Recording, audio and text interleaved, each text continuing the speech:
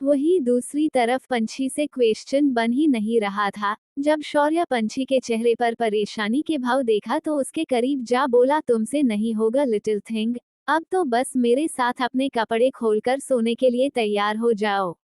शौर्य का बात सुन पंछी का चेहरा लाल हो गया। पंछी को पता था वो उसके बात को नहीं मानेगी तो शौर्य उसे जबरदस्ती मनवाएगा, और ये मैथ्स का तो उसके साथ अलग ही पंगा था, बनने का नाम ही नहीं लेता था।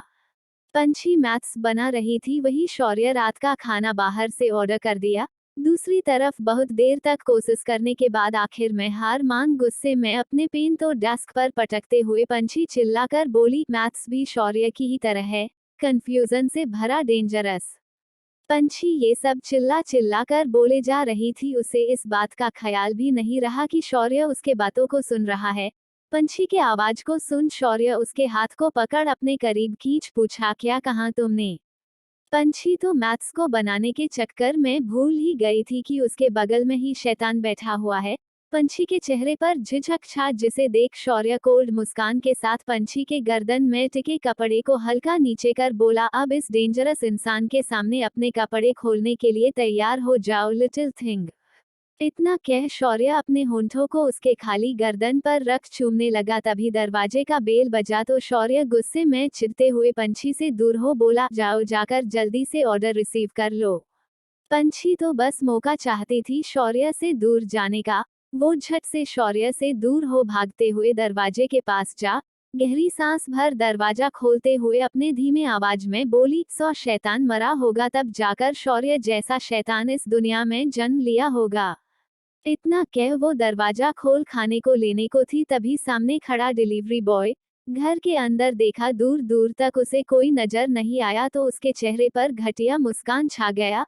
अकेली लड़की को देख डिलीवरी बॉय उसके साथ कुछ करने के लिए जैसे ही अपने कदम को आगे बढ़ाया, वैसे ही कोल्ड आवाज उसके कानों में जा पड़ा, लिटिल थिंग, इतना लेट क्यों कर रही हो ऑर्डर रिसीव करने में?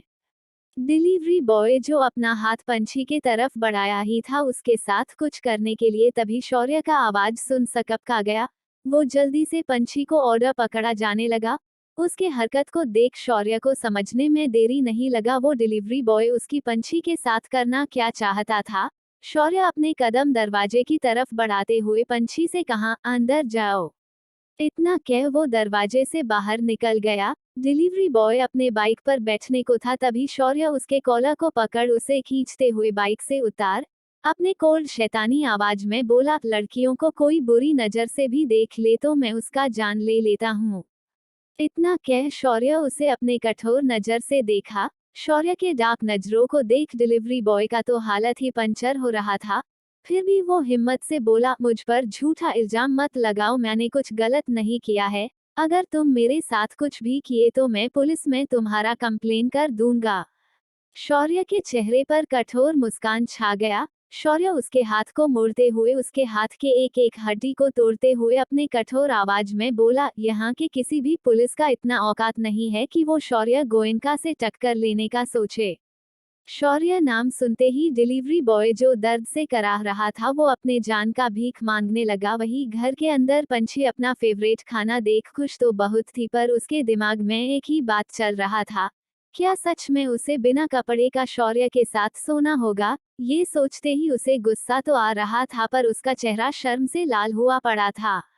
पंछी अपना और शौर्य का खाना लगा दी। शौर्य अब तक नहीं आया तो पंछी घर से बाहर जाने लगी, तभी शौर्य अंदर आ बोला, कहाँ जा रही हो?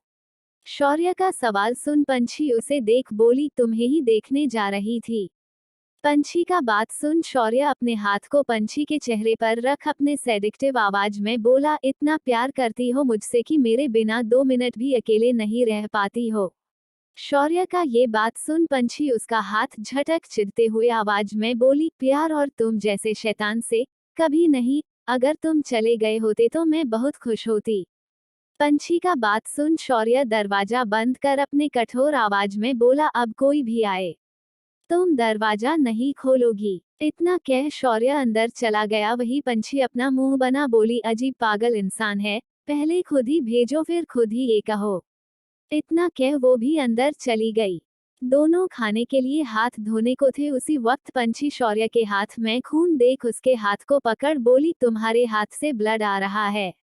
शौर्य का नजर भी उस खून पर गया तो वो अपने हाथ को झटक बोला, तुम खाओ मैं आता हूँ। इतना कह वो कमरे के अंदर जा बाथरूम के अंदर जा खून को साफ करने लगा। शौर्य ने उस डिलीवरी बॉय को जान से नहीं मारा था, बस उसे इतना मारा था कि उसका जुबान शरीर कुछ काम ना करे ताकि वो दोबारा कोई तुच्छा हरकत ना कर सके। उसे अच्छे से धोने के बाद अपने आदमी को कॉल कर उस आदमी को यहाँ से हॉस्पिटल ले जाने का ऑर्डर दे खुद अंदर आ गया। वही घर के बाहर शौर्य के आदमी उसे फिर अपने साथ ले जाने लगे। शौर्य अपने आप को साफ कर बाहर आ पंछी के साथ खाना खा लिया। अब सोने का वक्त हो चुका था। पंछी का डर से हालत खराब था। वही पंछी के चेहरे पर डर देख शौर्य के चेहरे पर मुस्कान छा गया। शौर्य आज पंछी को छेड़ने के मूड में था। शौर्य पंछी को अपने गोद में उठा कमरे के अंदर ले जा बेड पर रख उसके कपड़े को खोलने को हुआ तो पंछी उसके हाथ को पकड़ बड़े मासूमियत से भरा चेहरा बना बोली, शौर्य इसके बदले मुझसे कुछ और करवा लो प्लीज। शौर्य इतना भी निर्दयी नहीं था कि वो अपनी प्यारी लिटिल थिंग का बात ना सुने, पर इतना भी अच्छा नहीं था कि उसे जाने दे। शौर्य अपने सेडेक्टिव आवाज में बोला, सोच लो। पंछी क्या सोचेगी, जो भी होगा बिना कपड़े के शौर्य के साथ सोने से तो अच्छा ही होगा। ये बस पंछी का मानना था। शौर्य इतना अच्छा नहीं जो उसे जाने दे। पंछी का मंजूरी देख शौर्य उससे दूर हो आराम से बेड पर लद बोला, मेरे कपड़े उतारो और मेरे शरीर को तब तक चूमो जब तक मैं स्टॉप ना बोलूं। शौर्य का डिमांड सुन पंछी की आंखें बड़ी बड़ी हो गई। वही शौर्य के चेहरे पर शैतानी मुस्कान छा गया। पर पंछी अब भी अपने जगह से हिली तक नहीं थी। उसे कुछ ना करता देख शौर्य अपने कोल्ड आवाज में बोला, मैं 5 तक काउंट करूंगा लिटिल थिंग। जो मैं बोला हूँ अगर तुमने वैसा नहीं किया तो मैं आज वो सब करूंगा जो तुम उस वीडियो में देखी थी। शौर्य का बात सुन पंछी अपने नजरों को उठा उसे हैरानी से भरे नजर से देखने लगी। वही शौर्य अपना काउंट शुरू कर दिया। 1 2 3 4। शौर्य 5 बोलने के लिए अपने जुबान को खोला ही था कि तभी पंछी झट से उसके करीब जा उसके शर्ट के पहले बटन को खोली। पंछी के छूते ही शौर्य को अपने शरीर में गर्माहट का एहसास होने लगा। पंछी धीरे धीरे कर शौर्य के शर्ट के सारे बटन को खोल दी। वही शौर्य पंछी के तरफ ही देखे जा रहा था। वो अपने सेडिक्टिव आवाज में बोला, किस मी लिटिल थिंग। ये सुन पंछी शौर्य का हॉट फिगर देखी पर उसे समझ नहीं आ रहा था वो कैसे किस करे। वो अपना चेहरा उठा शौर्य के आंखों में देखी तो शौर्य उसे अपने और करीब कर अपने होंठों को उसके करीब कर दिया। शौर्य के ऐसे करने से पंछी अपने गले का पानी अंदर कर घबराते हुए अपने आंखों को बंद कर अपने पतले कोमल होंठों को शौर्य के होंठ से जैसे ही टिकाए, शौर्य उसे बिस्तर पर कर उसे पसीनेटली चूमने लगा तो पंछी उसे खुद से दूर करने लगी। शौर्य का किस इतना गहरा था कि पंछी से सांस तक नहीं लिया जा रहा था। शौर्य कुछ देर तक उसे किस करने के बाद उसके होंठों को अपने होंठ से आजाद जैसे ही किया पंछी गहरी गहरी सांसें लेने लगी। वही शौर्य उसके होंठों को देखते हुए ही बोला, ऐसे किस किया जाता लिटिल थिंग। इतना कह शौर्य उसे ठीक से सांस तक लेने का मौका नहीं दिया और उसे उठा अपने गोद में बैठा बोला, जैसा मैंने किस किया है अब तुम भी वैसा ही किस करो मुझे। ये सुन गुस्से में पंछी उसके होंठों के तरफ बढ़ अपने होंठ उसके होंठ में टिका शौर्य के निचले होंठ के शते को चूसने लगी। पंछी के ऐसे चूमने से शौर्य अपने हाथ को पंछी के कमर में मजबूत कर लिया। वही पंछी को भी कुछ कुछ महसूस होने लगा था शौर्य के करीब रहते हुए। तभी शौर्य अपने जीभ को पंछी के मुंह के अंदर ले गया। जैसा जैसा शौर्य पंछी को किस कर रहा था वैसा वैसा ही अच्छे स्टूडेंट की तरह पंछी भी शौर्य से सीखते हुए किए जा रही थी। आखिर में शौर्य पंछी को दूर कर बोला, बस होंठों को ही चूमते रहोगी या फिर मेरे जिस्म को भी चूमोगी। शौर्य का सेडिक्टिव आवाज में ये बातें सुन पंछी का चेहरा शर्म से लाल हो गया। वो अपने चेहरे को झुका बोली, किस करने से क्या होता है। पंछी के सवाल को सुन उसके चेहरे पर अपने हाथ को प्यार से फेरते हुए शौर्य बोला, सच में जानना चाहती हो। पंछी अपने सिर को बस हाँ में हिला दी तो शौर्य उसके गर्दन को पैशनेटली चूमते हुए उसके कान के करीब जा पूछा, क्या फील हो रहा है तुम्हें इस वक्त। शौर्य के ऐसे चूमने से पंछी की सांसें गहरी हो गई थी। वो अपने तेज गर्म सांसों को छोड़ते हुए बोली, क्या जो मुझे हो रहा है वो तुम्हें भी होता है? पंछी का सवाल सुन शौर्य बोला, पहले तुम बताओ मुझे, तुम क्या फील कर रही हो, तब मैं जवाब दूंगा। पंछी को समझ नहीं आ रहा था वो क्या कैसे जवाब दे। उसे बहुत अजीब सा फील हो रहा था। वो कोई जवाब ना दे, शौर्य से थोड़ा दूर हो उसके नजर से नजर मिला दी। पंछी की आंखें अभी बहुत नशीली लग रही थी। शौर्य उसके नशीली आंखों को देखते हुए बोला, जवाब नहीं देना चाहती हो? पंछी ने अपने चेहरे को हाँ में हिला दिया तो शौर्य उसके चेहरे पर अपने हाथ से सेडिक्टिवली फेरते हुए पूछा, क्या मेरे मुंह से जवाब जानना चाहती हो? शौर्य के इस सवाल पर पंछी ने फिर अपने सिर को ना में हिला दिया। वो ना ही खुद कह सकती थी और ना ही अब सुन सकती थी, पर वो अपने नजरों को शौर्य के नजर से मिलाए पूछी, क्या ये फीलिंग्स किसी के साथ भी हो सकता है? ये सुन शौर्य का चेहरा कठोर हो गया, पर वो गुस्सा नहीं करना चाहता था। शौर्य के देखने के तरीके से पंछी को लगा अब शौर्य उस पर भड़केगा, पर शौर्य ने प्यार से बोलने का कोशिश किया, जिससे हमें प्यार होता है उसी के लिए ये फीलिंग्स आता है, लिटिल थिंग।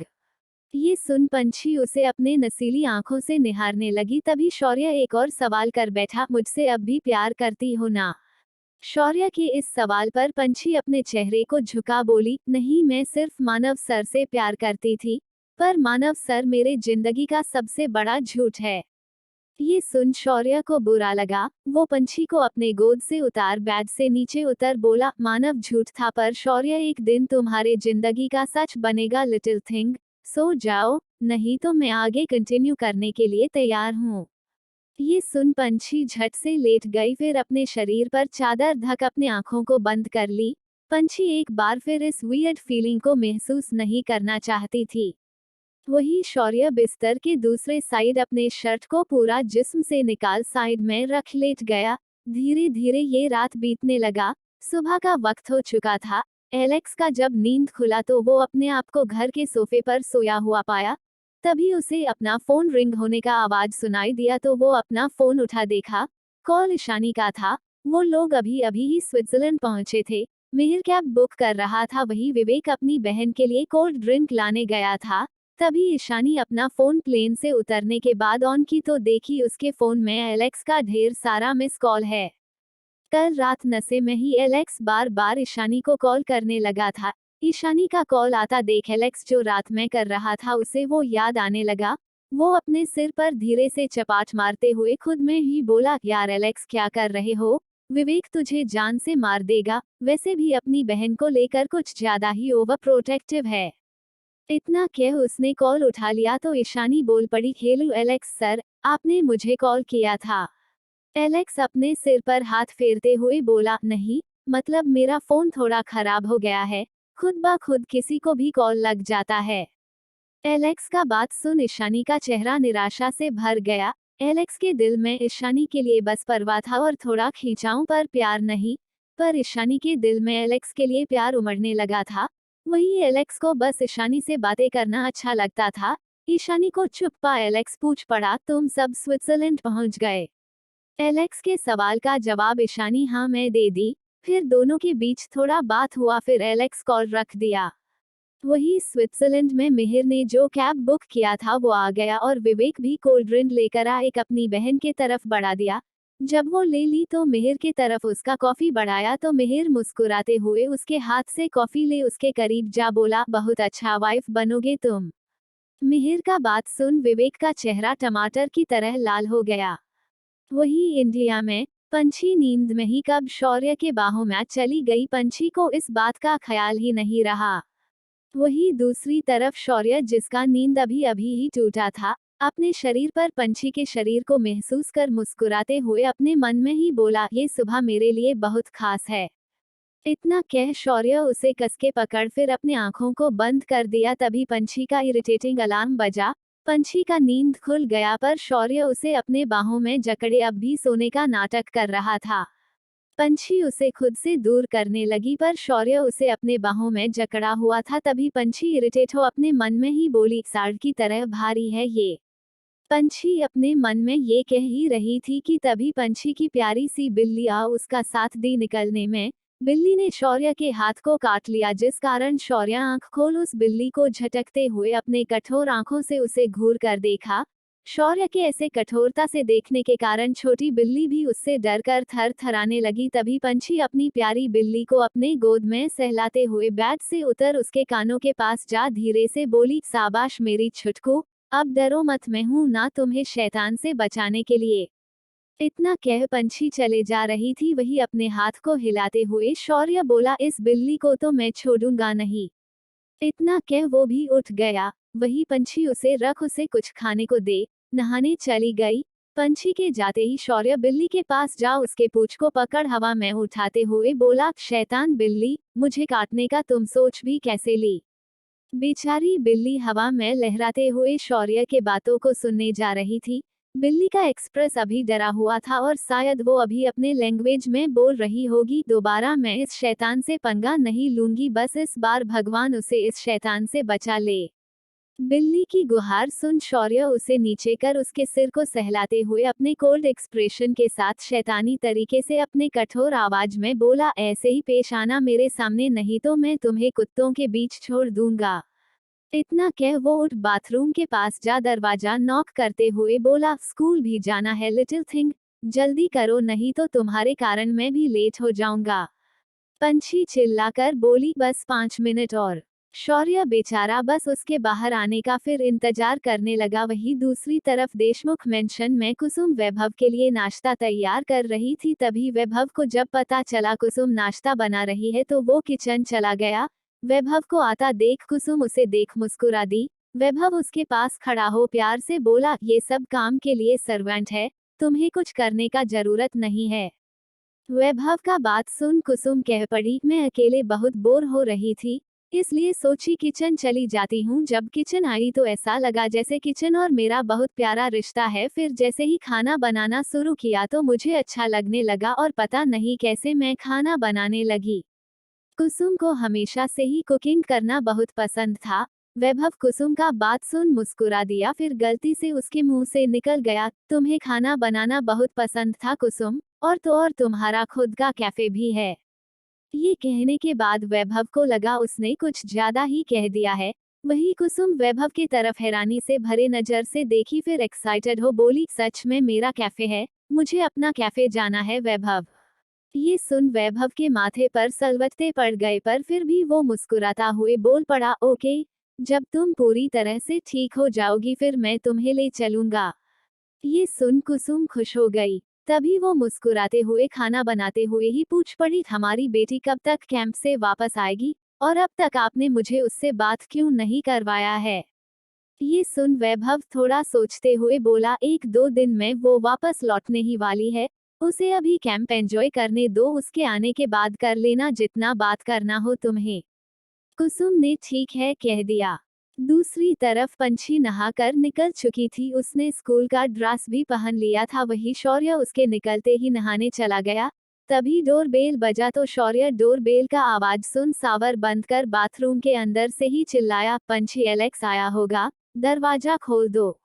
पंछी कुछ जवाब ना दे बस दरवाजा खोलने चली गई। एलेक्स को देख पंछी उसे अंदर आने का रास्ता दे दी तो एलेक्स अंदर आ नाश्ता टेबल पर रख कपड़े का ढेर सारा बैग हाथ में लिए ही पूछा, शौर्य कहाँ है।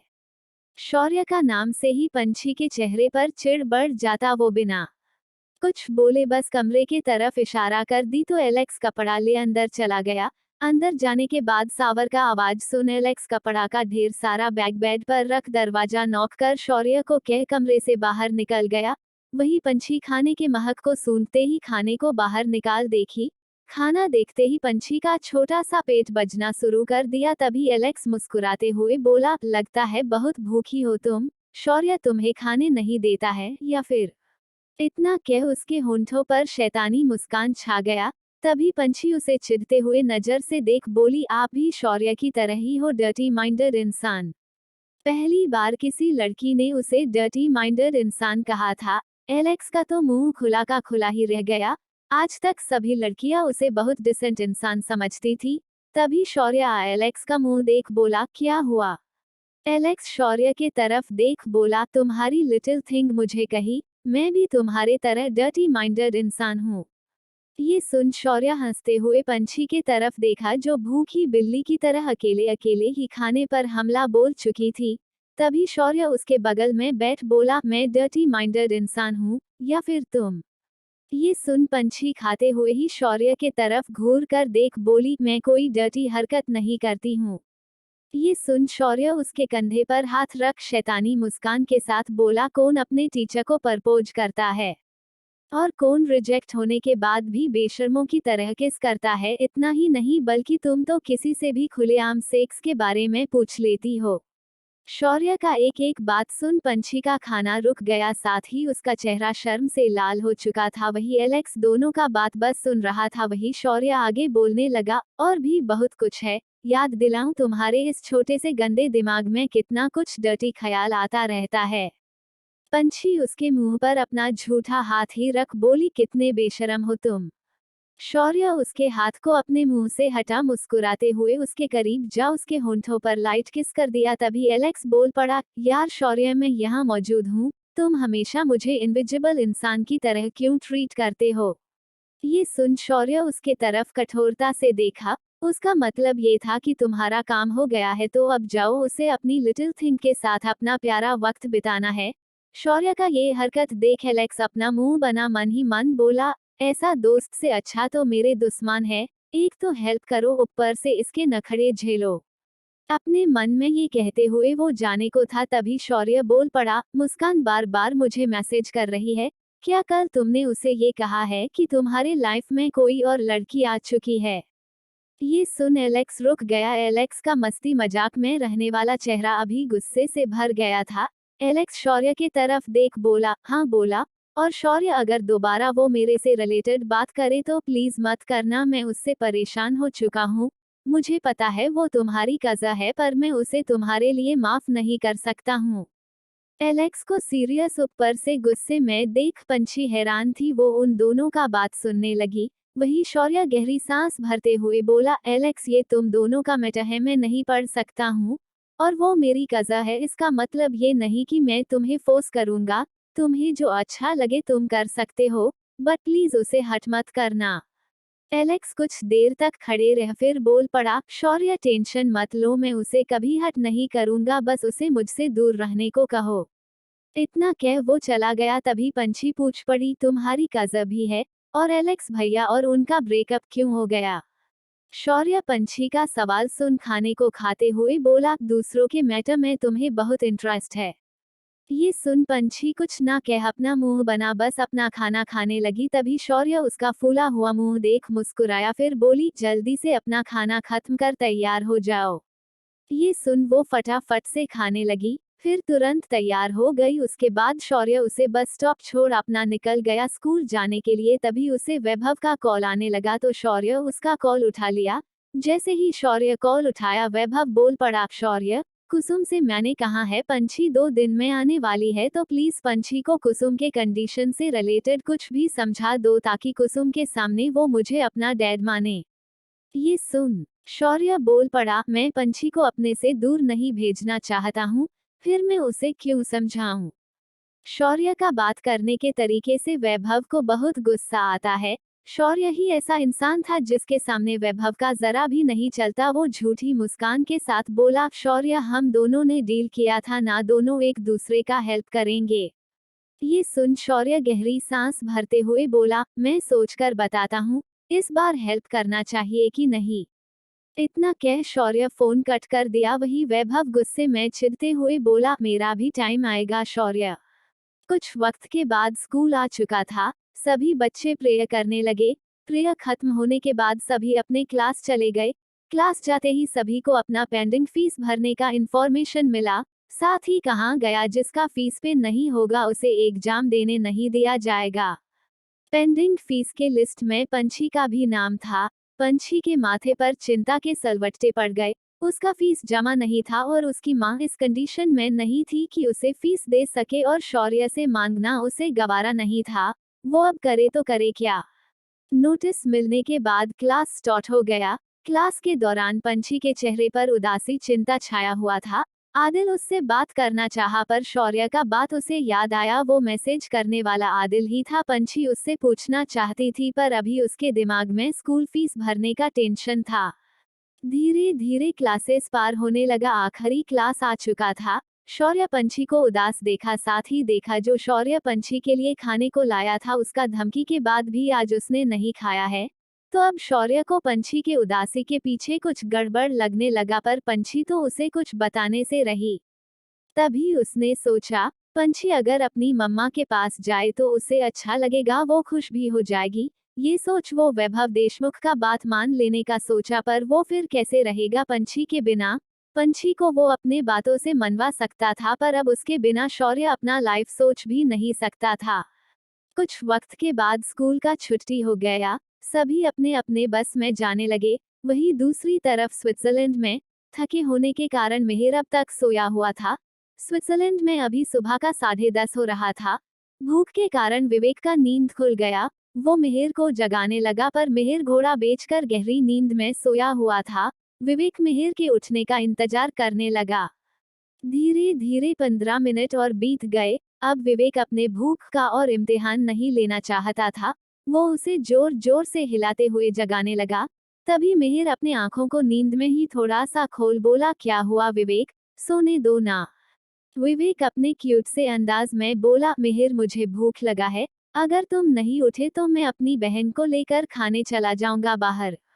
विवेक का ये बात सुन मिहिर उसके हाथ को पकड़ अपने करीब खींच नींद से भरे आवाज में ही बोला, मुझे भी बहुत भूख लगा है। ये सुन विवेक बोल पड़ा, तो उठो ना। मिहिर अपने आंखों को खोल हल्का मुस्कुरा बोला, मेरा भूख खाना से नहीं मिटने वाला है, बल्कि।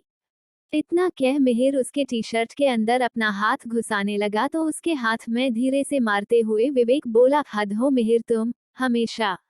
इतना कहते ही विवेक का चेहरा लाल हो गया। मिहिर मुस्कुराते हुए उसके सिर पर हाथ रख उसके चेहरे को अपने करीब कर उसके होंठों को प्यार से चूमने लगा। कुछ देर तक चूमने के बाद उससे दूर हो बोला, जल्दी से रेडी हो जाओ और ईशानी को भी रेडी होने का बोल दो। इतना कह वो उठ गया। वही इंडिया में पंछी का बस स्टॉप आ गया तो वो बस से बाहर निकल गई। कुछ दूरी में शौर्य का कार उसे खड़ा दिखा तो वो कार के पास कार के अंदर जा बैठ गई। तभी शौर्य कार स्टार्ट करते हुए पूछा, क्या हुआ, तुम्हारे छोटे दिमाग में अब क्या चल रहा है। पंछी शौर्य की तरफ देख थोड़ा सोची, फिर पूछ पड़ी, क्या कोई ऐसा काम मिल सकता है जो पंछी कर सकती हो और उसके मुझे पैसे मिले। पंछी के बातों को सुन शौर्य उसके तरफ देख शैतानी मुस्कान के साथ बोला, कर सकती हो ना। ये सुन पंछी खुशी से चहकते हुए झट से पूछी, क्या। तब तक पंछी का घर आ चुका था। शौर्य कार रोक उसके करीब जा बोला, मेरे साथ इंटीमेट होने का काम, इसके लिए मैं तुम्हें बहुत पैसे दे सकता हूँ।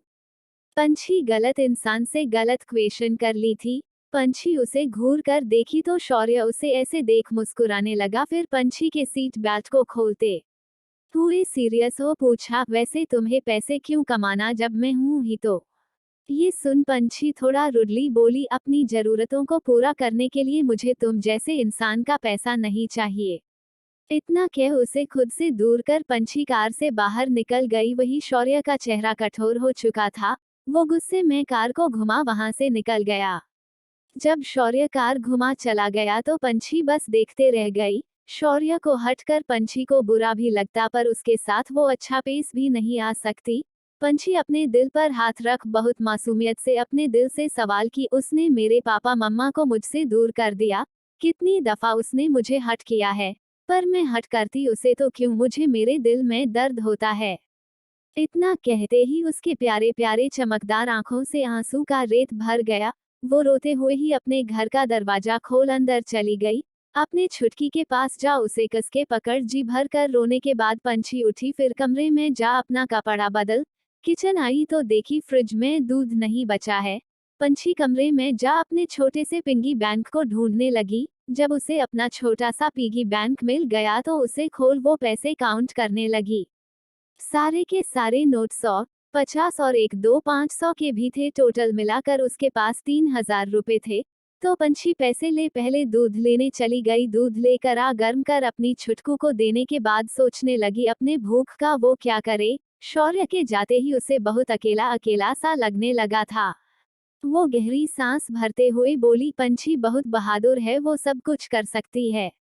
इतना कह वो रोटी बनाने के लिए आटा डाली और उसे फिर सानने लगी, पर उसने आटे में इतना पानी डाल दिया था कि सनने की जगह आटा का पेस्ट बन गया। पंछी आटे के घोल को देखते हुए बोली, ये क्या हो गया? मम्मा का आटा ऐसा नहीं दिखता है। वो उदास हो गई। तभी उसे याद आया, एक बार वो आटा सानने का कोशिश की थी तो उस वक्त भी बेचारे आटे का यही हाल हुआ था।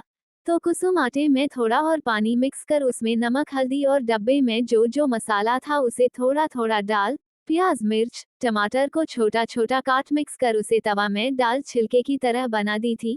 पंछी के चेहरे पर खुशी लहर गया, वो फटाफट से वैसा ही करने लगी। उसने थोड़ा और पानी डाल उसे मिक्स करना शुरू कर दिया। अपनी मम्मा की तरह तो नहीं, पर फिर भी मिक्स हो गया था। उसके बाद वो इसमें सारे गुने मसाले डालने लगी, पर उसे क्वांटिटी का कोई अंदाजा नहीं था तो कुछ ज्यादा कम उसने डाल दिया अपने हिसाब से। अब बारी थी प्याज, मिर्च, टमाटर को काटने का। यहाँ तक तो ठीक था, पंछी किसी तरह कर ली, पर काटना उसे नहीं आता था। सब्जी काटते हुए वो हमेशा अपने हाथ को भी काट लिया करती थी, पर फिर भी काटना तो था ही। पंछी प्याज, टमाटर, मिर्च ले आई, फिर प्याज के छिलके को हटा, तीनों को पानी से अच्छे तरह से धो, अपने हाथ में चाकू पकड़ काटने का कोशिश करने लगी, पर हमेशा की तरह आज भी उसका हाथ कट गया। वो किचन के फ्लोर पर बैठ अपने सिर को अपने घुटनों के अंदर कर रोते हुए बोलने लगी, मुझसे कुछ नहीं हो सकता है। तभी उसे अपने सिर पर किसी के हाथ का एहसास हुआ तो वो अपने चेहरे को बाहर निकाल अपने नम आंखों से उसे देखी। सामने शौर्य खड़ा था। शौर्य उसके माथे को प्यार से चूम बोला, किसने कहा मेरी लिटिल थिंग से कुछ नहीं हो सकता है? इतना कह वो उसके हाथ को पकड़ा जो हाथ कट चुका था। उसे पकड़ वो अपने होंठों के करीब ला, उसके उंगली से बह रहे खून को चूसते हुए अपने मुंह में कुछ वक्त उसका उंगली रखा। वही पंछी बस शौर्य को देखे जा रही थी। शौर्य फिर पंछी की उंगली को अपने मुंह से निकाल बोला, आज तक तुम्हें किसी ने सिखाया नहीं है, इसलिए तुम नहीं कर पा रही हो। नहीं तो दुनिया का ऐसा कोई काम नहीं है जो मेरी लिटिल थिंग ना कर सके। इतना कह वो खड़ा हो अपने हाथ को आगे बढ़ाया तो पंछी उसके हाथ को थाम ली। तो शौर्य उसे उठा, उसके होंठ में चाकू रख दूसरे हाथ से चोपर में रखे प्याज को पकड़ा, उसके हाथ को पकड़े ही काटने लगा। वही पंछी बस शौर्य को देखे जा रही थी। फिर पूछ पड़ी, तुम तो चले गए थे? शौर्य प्याज को काटते हुए ही बोला, हाँ चला गया था क्योंकि मुझे बहुत गुस्सा आ रहा था, पर फिर वापस आ गया क्योंकि मैं तुम्हें कभी अकेले नहीं छोड़ सकता, चाहे तुम मुझसे जितना भी नफरत कर लो या साथ रहना चाहो या ना चाहो लिटिल थिंग। शौर्य का बात सुन पंछी का दिल धड़कने लगा। वो जितना कोशिश करती शौर्य से प्यार ना करने का, उससे वो कई गुना ज्यादा प्यार करने लगती। पंछी शांत हो बस देखने लगी। तभी शौर्य सब काटने के बाद तवा को चढ़ा, पूछा, वैसे पैसे क्यों चाहिए तुम्हें? पंछी अपने नजरों को झुका इधर उधर देखने लगी। तभी शौर्य अपने जेब से अपना पर्स निकाल पंछी के तरफ बढ़ा, बोला, जितने पैसे चाहिए ले लो। पंछी अपने नजरों को उठाए, फिर अपने कदम पीछे कर बोली, मम्मा कहती है अपने जरूरतों को खुद ही पूरा करना चाहिए और ऐसे पैसे तो बिल्कुल नहीं लेना चाहिए जो गलत काम से कमाया गया हो। ये सुन शौर्य बोल पड़ा, ये पैसा तुम बच्चों को स्कूल में पढ़ा कर मिला है, क्या ये भी तुम्हारे नजर में गलत तरीके से कमाया गया है? ये सुन पंछी शौर्य के तरफ देखी, फिर बोल पड़ी, नहीं, पर मैं नहीं ले सकती हूँ। इतना कह भागते हुए वो अपने कमरे में चली गई। शौर्य अपने पर्स को जेब में दोबारा रख बोला, बहुत जिद्दी हो लिटिल थिंग तुम। इतना कह वो खाना बनाने लगा। खाना बनाते हुए ही उसने कहा, अपनी वाइफ मैं लिटिल थिंग को बनाना चाहता हूँ और वाइफ वाला सारा काम मुझे करना पड़ता है, पर अच्छा है। इतना कह वो झट से बना दिया। खाना बनाने के बाद वो कमरे में गया तो देखा पंछी अपने पिगी बैंक में पैसे डाल रही है। शौर्य को आता देख उसने अपना छोटा सा बैंक साइड में रख दिया। शौर्य खाने का प्लेट रखा तो बिना हाथ धोए पंछी भूख से इतनी बेहाल थी कि वैसे ही खाने पर टूट पड़ने वाली थी, पर तभी शौर्य प्लेट पीछे कर उसे अपने हाथ से खिलाने लगा तो पंछी नखड़ा ना दिखाते हुए खाने लगी। अभी उसे बस अपना भूख मिटाना था। खाना खत्म होने के बाद वो अपने एग्जाम के लिए पढ़ने बैठ गई। शौर्य उसके बगल में ही बैठा था। पंछी के बाल उसके चेहरे पर आ रहे थे। उसे देख शौर्य को कॉलेज में तारा के साथ बिताया हुआ पल याद आने लगा। तारा बिल्कुल ऐसे ही पंछी की तरफ बैठ बड़े ध्यान से पढ़ रही थी। वो पढ़ाई में इतनी खोई थी कि उसके बाल उसके चेहरे पर आ उसे परेशान कर रहे थे। फिर भी वो अपने बुक में खोई थी। तभी शौर्य अपने हाथ में पकड़े गिटार को अपने बगल में रख उसके बाल को कान के पीछे कर बोला, बस बस अब और कितना पढ़ाई करना चाहती हो तुम। शौर्य का आवाज सुन तारा उसके तरफ देख बोली, अब सब कोई तुम्हारे तरह इंटेलिजेंट तो होता नहीं है जो बिना पढ़े टॉप कर जाए। मुझे टॉप में आने के लिए बहुत पढ़ना पड़ता है। ये सुन शौर्य मुस्कुरा दिया। फिर तारा पूछ पड़ी, तुम मुझे कभी पढ़ाई करते हुए नहीं दिखते हो, फिर तुम हमेशा टॉप में कैसे रहते हो। तारा के इस सवाल पर शौर्य थोड़ा उदास हो बोला, मेरी मम्मा प्रोफेसर थी, वो मुझे हमेशा मेरे लेवल से बहुत आगे पढ़ाया करती थी और डैड टेक्नोलॉजी में जीनियस थे तो अपना पूरा स्किल वो दोनों मुझे सौंप दिए। ये सुन तारा बोल पड़ी, मैं तुम्हारे पेरेंट्स से मिलना चाहूंगी। ये सुन शौर्य उदासी से बोला, वो अब इस दुनिया में नहीं है। जब शौर्य को वो दिन याद आया तो उसे अपने माता पिता का याद आने लगा। शौर्य अपने माता पिता के यादों में खो चुका था। तभी पंछी एक सवाल पूछने के लिए शौर्य के तरफ देखी पर उसे उदास खोया हुआ देख उससे पूछने की जगह एक तक उसे निहारने लगी। शौर्य अपने ख्यालों से बाहर आ पंछी की तरफ देख पूछा, ऐसे क्यों घूर रही हो। पंछी अपना सवाल शौर्य के सामने रख दी तो शौर्य उसे फिर पढ़ाने लगा। आज का रात भी धीरे धीरे कर बीत गया। सुबह का वक्त हो चुका था। शौर्य पंछी को बस स्टॉप छोड़ने के बाद खुद भी स्कूल के लिए निकल गया। कुछ वक्त के बाद स्कूल आ गया। सभी प्रेयर के लिए खड़े हो गए। प्रेयर खत्म होने के बाद क्लासेस शुरू हो गया। आदिल पंछी से क्लास के दौरान बात करने का कोशिश कर रहा था पर पंछी उसे बस इग्नोर कर रही थी। आदिल को समझ ही नहीं आ रहा था आखिर शौर्य का सच उसके सामने आने के बावजूद पंछी उसे क्यों इग्नोर कर रही है। धीरे धीरे क्लासेस पार होने लगे। लंच का बेल बज गया। सभी अपना लंच करने लगे। आज भी शौर्य पंछी के लिए लंच बाहर से ही लेकर आ उसे दे दिया था। पंछी ने भी अपना लंच क्लास में ही करने लगी। लंच करते हुए वो अपने सोच में खोई हुई थी। वही शौर्य को कुछ काम था तो वो पंछी को लंच दे जा चुका था। जैसे ही वार्निंग बेल बजा क्लास में जाने का तभी पंछी अपने सीट से उठ भागते हुए अपना हाथ धो प्रिंसिपल के केबिन चली गई। बाहर खड़ा प्रिंसिपल का पी ए से फिर पंछी बोल पड़ी, अंकल मुझे प्रिंसिपल सर से मिलना है। पंछी को पूरा स्कूल बहुत अच्छे से जानता था। पी ए भी वो मुस्कुराते हुए बोला, ठीक है, मैं सर से पूछ कर आता हूँ वो फ्री है कि नहीं।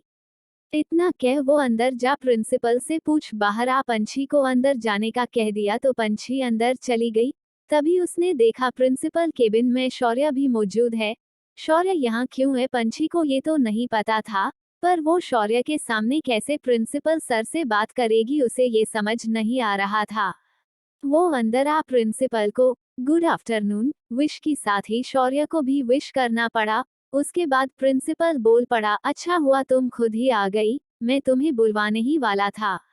ये सुन पंछी घबरा गई। उसे लगा जरूर शौर्य ने कुछ तो किया है जिसके कारण प्रिंसिपल सर उसे बुलाने वाले थे।